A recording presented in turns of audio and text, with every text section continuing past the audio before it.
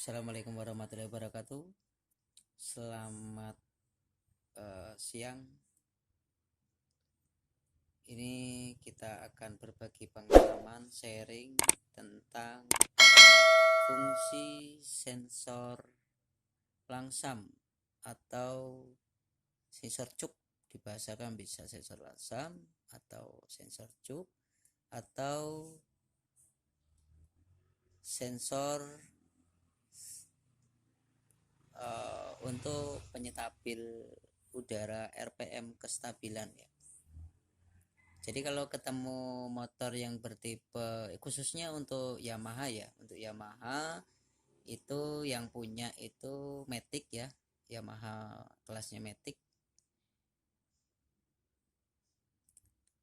yang punya sensor begini nih pokoknya. Sensor cuk boleh, sensor langsam boleh. Jadi kalau cara kerjanya ini sensor cuk atau sensor langsam ini dia di sini berkoneksi sebanyak 4 pin 1 2 3 4. Jadi di sini ada arus 12 volt, ada ground, kemudian ada pengatur arus untuk kembalikan putaran. Jadi cara kerjanya begini. Ketika motor ini sudah hidup, maka di sini tugasnya akan stabil atau akan berhenti.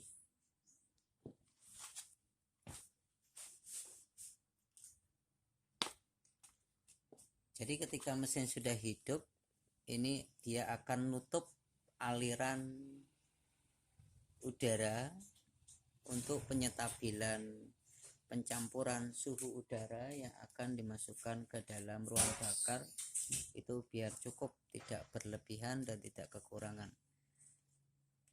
Jadi cara kerjanya begini, ketika dikontak cetek ini akan naik nutup si lubang yang ada di throttle body ini yang mengarah ke jalur selang yang ada di sini. Kemudian setelah lampu indikator mati, kemudian dia akan turun lagi. Jadi dikontak naik dulu, kemudian dia turun. Oke. Nah, itu cara kerjanya. Jadi cara kerjanya dia hanya untuk awal hidup, untuk kestabilan udara, asupan udara yang akan disesuaikan di dalam ruang pembakaran. Karena di dalam ruang pembakaran ini dia membutuhkan tekanan udara yang cukup. Kemudian si ini dia dapatkan dari lubang hawa juga, lubang hawa udara nanti dimasukkan ke dalam sini. Di sini ada lubang kecil, di sini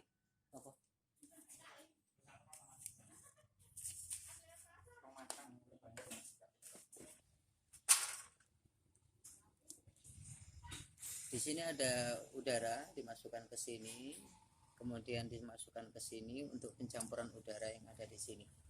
Itu cara kerjanya begitu. Terus ini selang ini tuh selang apa gitu kan? Selang ini itu fungsinya untuk selang tekanan. Selang ini bekerja sesuai dengan isapan yang ada di dalam kompresi. Jadi ketika di dalam piston ini ngopos atau bocor, dia sangat berpengaruh juga dengan selang yang ada di sini. Ceplok bro. Kemudian selain itu pengaruh apa lagi gitu loh kan? Klep. Jadi klep itu pun sangat berpengaruh. Jadi andai kata klepnya itu tidak rapat atau bocor, ketika kita netralkan nokennya ya, kita netralkan, kita kasih minyak, kemudian di sini bocor, ini pun dia sangat berpengaruh terhadap selang ini. Gitu. Jadi faktor kelangsaman juga dia sangat berpengaruh oleh kebocoran klep, kemudian kebocoran kompresi, kemudian kebocoran, manipul, ini sangat berpengaruh. Selang, nah, selang bocor juga sangat berpengaruh seperti ini nih. Ini kan selangnya bocor.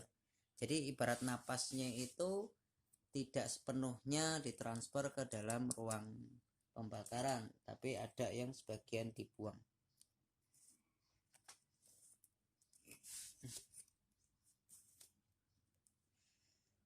Oke, cukup dari situ. Nah, kemudian biasanya penyakit-penyakit yang dialami oleh tipe-tipe motor yang berpunya sensor yang bertipe seperti ini, itu biasanya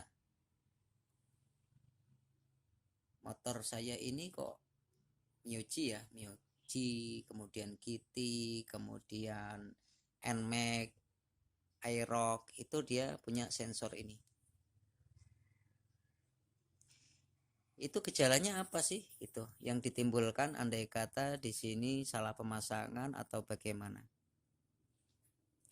Satu, biasanya dia hidup mesin ketika di start awal, kemudian mesin dihidupkan, gas itu gede terus, jadi RPM-nya nggak dapat. Mesin itu RPM-nya atau gasnya terlalu tinggi, nggak bisa dapat RPM yang stabil, nggak bisa dapat RPM yang di angka 1500 atau 1600 sampai 1700, nggak dapat di situ. Sedangkan idealnya RPM itu kan stabilnya minimal 1500, 1600 sampai 1700, nggak dapat. Bahkan ketika di saat awal itu begitu hidup mesin, gasnya langsung tinggi. Nah, kemungkinan besar ada gangguan di sensor langsam ini. Gitu. Atau malah nggak mau langsam sama sekali, kan gitu. Nggak mau langsam sama sekali. Ketika hidup mesin, kemudian sudah hidup, harus nahan gas. Dengan catatan, semua sistem injeksi, khususnya injektor, kemudian tekanan minyak, ruang throttle, kemudian nilai TPS-nya sudah stabil. Jadi kalau ada dengan catatan ya, dengan catatan semua kompresinya sudah terberesi atau kompresinya dites pakai tester kompresi atau manual kok masih bagus, kemudian klepnya dicek di atas belum dibongkar kok masih bagus, nggak ada kebocoran, kemudian untuk full pumpnya dipastikan dulu aman, kemudian ruang throttle-nya dipastikan aman, filter udara dipastikan aman, tapi kok ada gejala di mesin saya ini kok gasnya gede terus gitu kan, nggak mau langsam, atau bahkan hidup mesin tapi nggak mau langsam gitu kan, hidup mesin gede terus, atau hidup mesin lepas gas dia mati, dengan catatan yang tadi ya prosedurnya ya, itu berarti ada gangguan di bagian sensor pengaturan udara ini gitu. Jadi cara kerjanya dia ketika dikontak cetek ini akan naik dulu untuk menyetabilkan kondisi, kemudian ini akan balik lagi ke sini, akan menutup ruangan. Nah, gitu. Jadi kalau untuk pemasangan ini terlalu ke bawah, nah misalkan terlalu ke bawah begini, secara otomatis itu akan memperkaya asupan udara. Jadi mesin itu tidak mau langsam dengan baik, gitu kan? Atau kita terlalu naik ke atas ke sana, jadi mesin ini akan mati dengan sendirinya gitu kan, nggak bisa stasioner gitu. Atau di sini juga ada gangguan. Nah, di sini ulirnya, di sini untuk ulirnya kita periksa dulu ya, kita buka. Yang pertama kita periksa batang ulir. Batang ulir ini harus lurus, tidak boleh bengkok. Biasanya bengkok itu terjadi karena masangnya dipaksa. Kan ini kan ada topnya masanya. Kalau dia nggak pas ya nggak masuk. Kemudian diputar, ini harus berputar enak dan tidak boleh bengkok. Kemudian dikasih pelumas dan ini harus meluncur. Nah, oke. Kemudian ruangan-ruangan ini pun harus bersih. Ini pun harus bersih, di dalam situ harus bersih. Lo udah tak bersihin kok masih gasnya belandang gitu, gasnya gede terus. Oh, berarti Anda terlalu turun ke sini, terlalu turun ke bawah nyetelnya. Sedangkan nyetelnya ini minimal sekitar 1 mili dah, dari tuas batang itu sekitar 1 sampai 3 mili. Dari asnya ini ke atas ini minimal 1 sampai 3 mili. Nah, untuk mendapatkan RPM yang enak. Ketika kita masangnya asal-asalan gitu, kita masangnya asal-asalan pasti gasnya nggak enak. Atau kita masangnya terlalu tinggi begini, ya cepet mati-matian dong. Jadi idealnya kita ambil aja kira-kira kalau nggak punya sigmat ya tebalnya sampul lah, kita ukur dari sini sampai sini sekitar 2 sampai 3 mili gitu aja. Nah, kemudian kalau sudah prosedur itu dijalankan kok masih gitu kan. Oh, berarti ini ada gangguan di bagian sensornya ini sendiri. Terus gimana alternatifnya? Kalau nggak mau ganti baru ya bisa diakalin pakai misalkan purple clamp begini, taruh di sini diukur kira-kira dipotong secukupnya supaya tuas ini nutupnya cukup. Nah, cukup dia. Cukup presisi. Andai kata ini batangnya ya. Nah, dia presisi begini.